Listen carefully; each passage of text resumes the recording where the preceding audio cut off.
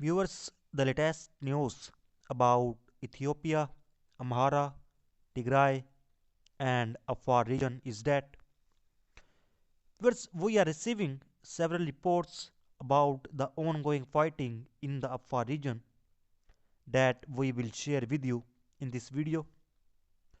Viewers, in the previous video, if you remember, I informed you that reports have been received from sources that Tigray Defense Force has taken control of 6 districts of the Afar region.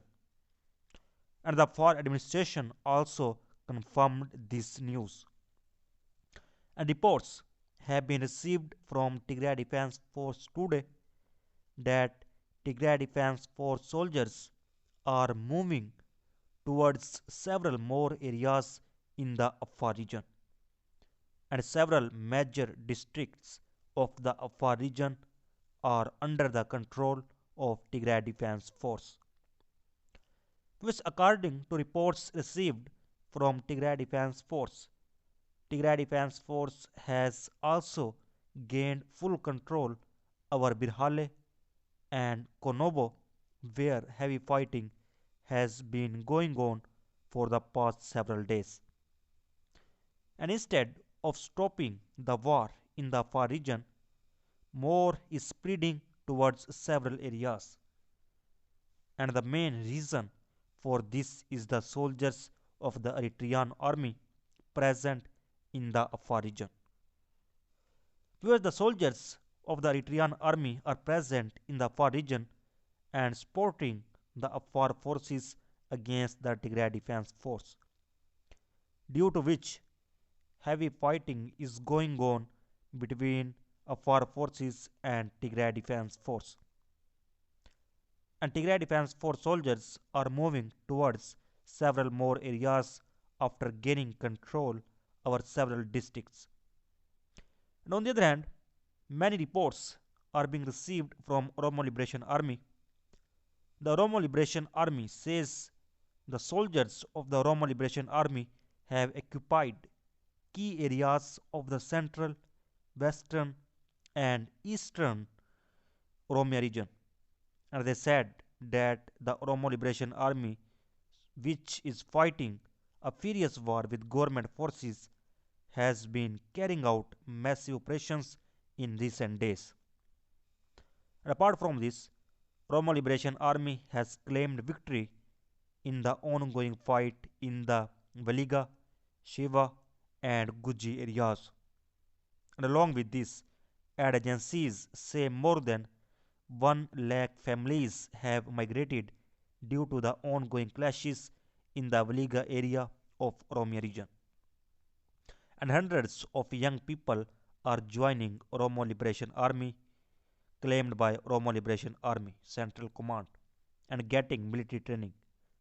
A video has also been shared by Oromo Liberation Army regarding this, in which the soldiers of the newly recruited Oromo Liberation Army can be seen getting training.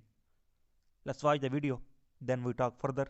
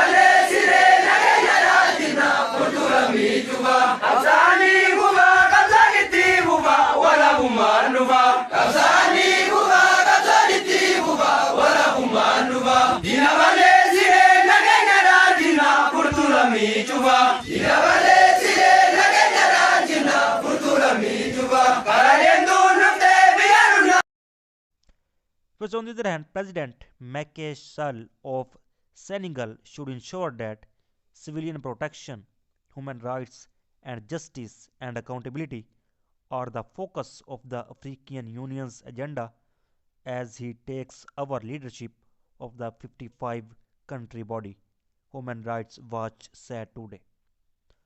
And the African Union summit is scheduled for February 5th and 6th, 2022.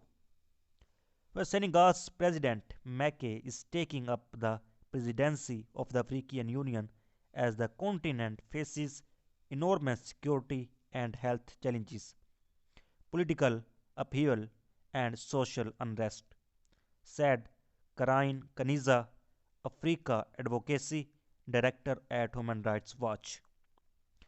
Well, despite the challenges, Sal has an opportunity to demonstrate the AU's leadership and commitment to its founding principles by taking bold, uncompromising stances against state sponsored abuses.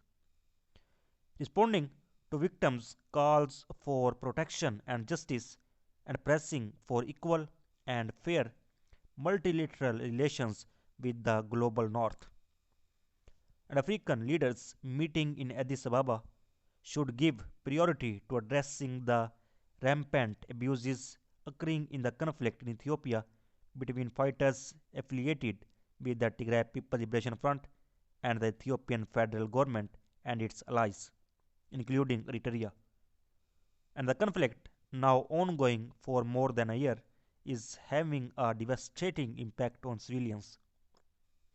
And many violations by Ethiopia warring parties are war crimes and some may amount to crimes against humanity. Despite recently allowing limited humanitarian supplies to enter Tigray via air, the federal government has for 7 months maintained an effective siege on the region and preventing millions of people from accessing food, medicine, cash, and fuel, as well as basic services. And in the adjacent Amhara region, communities displaced by fighting and abuses have described looting and destruction of health centers and limited access to medical care and food. And during the first 2 weeks of January, at least 108 civilians were killed in government aid strikes in Tigray, including 59 in a January 7th airstrike on an international displacement site. And while the government has released some detainees in recent weeks, thousands of Tigrayans arbitrarily detained under the country's sweeping state of emergency remain in informal and formal detention sites. And AU member states should not ignore the serious crimes committed by all warring parties, including federal government forces in Ethiopia's conflict. Ganiza said, given the gravity of the crimes, the AU should respond and act under its prevention and protection mandate by calling on all warring parties to end abuses and pressing the government to lift its effective siege of Tigray. So viewers, so far the latest update. For more latest update, please subscribe channel. Thanks for watching.